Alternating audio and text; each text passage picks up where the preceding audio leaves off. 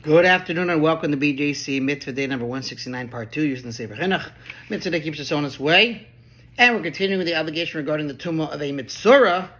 And I'm putting on those reading glasses, folks, which my mom loves. Here we go.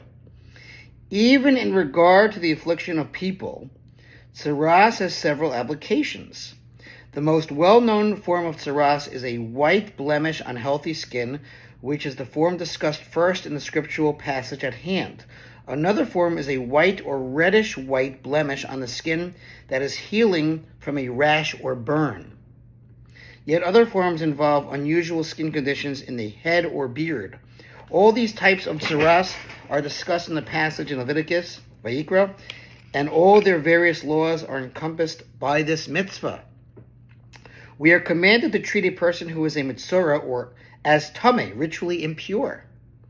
That is to say, that it is incumbent upon us that anyone who becomes a metzora, meaning that he notices a tsaras-like blemish on his body, shall come to a Kohen to ask him about the halachic status of his tsaras. So again, the Kohen is the spiritual doctor, because this is not a physical malady.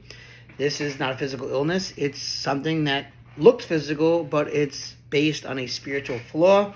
You got to go to the Kohen for that. And the Kohen shall declare him either tameh or tahor, impure or pure, and the afflicted person shall then act in accordance with the law that is recorded in this passage of the Torah.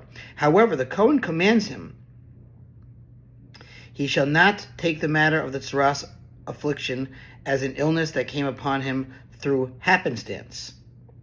Rather, he shall take it to heart and recognize that the severity of his sins caused it to befall him.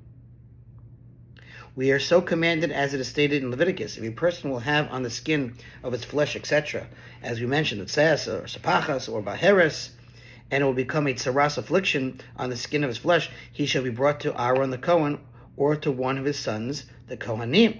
This mitzvah encompasses all the statutes of the various forms of tsaras in human beings, including which of them is impure and which of them is pure, which of them requires confining the metzora and which of them does not require confining, which of them requires, along with the confining, shaving the metzora's hair, and which of them does not require shaving. That is to say, shaving of the nesek. Nesek is every metzora who is declared impure requires shaving all of his body hair as part of his purification procedure. The Chinuch therefore explains that here, when he alludes that only some cases of tsaras call for shaving, he refers to a specific case in which shaving is required to help determine whether the tsaras is impure or not. This is the case of a nesek, tsaras of the hair or beard, described in Leviticus, okay?